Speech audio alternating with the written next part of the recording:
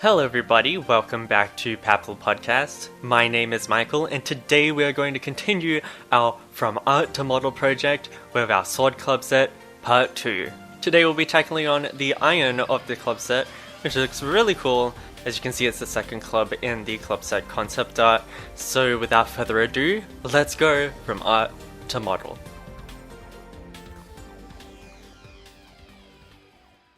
Okay, so here we are modeling again.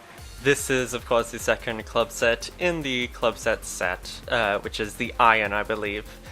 And you know, this club set was kind of interesting to bring to life because it was based kind of more on a more traditional look for a sword. And I've, before the first club set, never really made a sword model before. So it is kind of interesting, and I did learn some new techniques. So one of those new techniques you can see here, and I've learned this by watching a few 3D modeling tutorials online and some tips from a 3D modeling community that I'm in.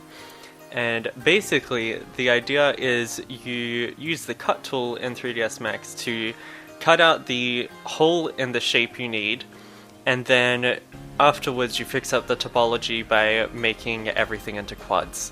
So that makes sure everything, you know, flows right and connects well, but it's not using like a messy boolean tool or anything like that. So it was really interesting. I've never done that before, so I'm glad I got to try it out with this club set. And then here I did something kind of interesting as well. I just kind of duplicated those elements and then wielded them together and moved it up. So yeah, but really all in all, this club set wasn't incredibly hard to do. The topology, like I said earlier, got pretty well, you know, from the start, so I'm glad that came together quickly. And then after that, it was just all about making sure everything worked correctly and was, you know, UV mapped in the right way and looked all good together. So here I'm just fixing up some topology and testing out a symmetry modifier to see if everything, you know, looks good symmetrically once I UV map it and use a symmetry modifier later.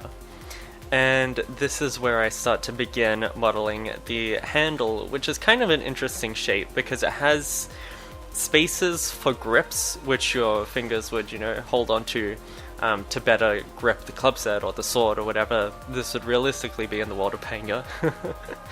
And I just kind of used a low poly approach here, making sure that I, you know, kept the same four-sided polygons for the base of it, but then just extruded out everything from there. So it was quite easy to get the shape, and then I just did this technique here where I just extruded all of it from the bottom and capped it off as the end of the handle. And you're going to see later when we get to texturing in Substance Painter, and that's really where a lot of the handles details come through, because I definitely wanted to do something a bit more special with that, so you'll see that later on. But here with the connector piece that connects the handle to the sword, it's kind of a unique shape, and I tried a few ways to model this initially, but I ended up just kind of going for a more of a simplistic approach, and it really looked good in the end, so I went with that. And at this point, I'm just getting everything ready and set up for UV mapping.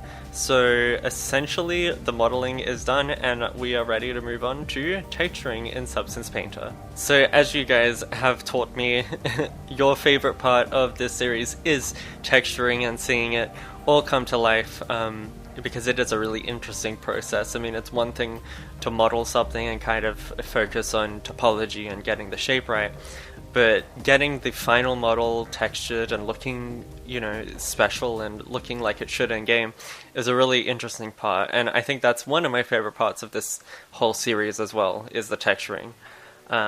So as you can see here, I am just doing some details that are on the top of the club set. There's like these 3 blue lines, and I'm not sure really what they are, especially because we have this concept art at such a low resolution.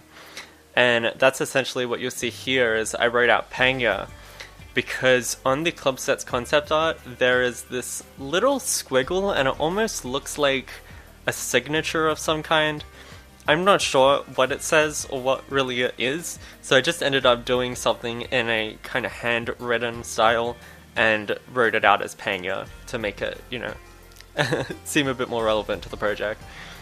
And then here I'm doing the handle piece, which you can see has a very textured, rubbery look to it.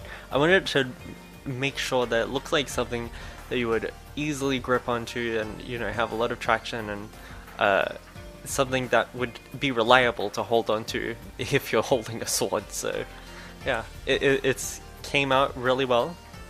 And as you can see, I'm just doing the bottom piece, which is a more almost textured look. I kind of tried to get it somewhere between the, I'm not sure what you would call it, but it's almost like a denim type of style, but more of a grey look after that. And then as the last piece, I'm just basically doing a mask that gives the edges a bit more definition, a bit more style, and after that it's pretty much complete. So as you can see, it all came out really nice, and I'm quite happy with the final result for the second club set. The first club set took a lot longer than the second one, surprisingly. I think it's just nice to have a bit of practice too. But now that I've done these 2 sword club sets, it's going to be a lot easier going forward doing the last 2, which is the PW and the putter. But this was a really fun thing to work on because it is essentially, you know, all intensive purposes, just a normal sword model. So I've never done that in my life before, and I'm glad I got to practice it with Pangyas. So this was really fun. I hope you guys enjoyed it, and I hope you stay tuned until next week where we do the second last club set in this series. And yeah, thank you so much for watching, and until next time, I'll see you on the greens. If you enjoyed this video, be sure to hit that thumbs up button and subscribe for more content. And don't forget to support us on Patreon below. A big shout out to Sub Baby, which is this month's Patreon supporter. Thank you so much, and I appreciate your support. Thank you so much for watching, and I'll see you on the greens.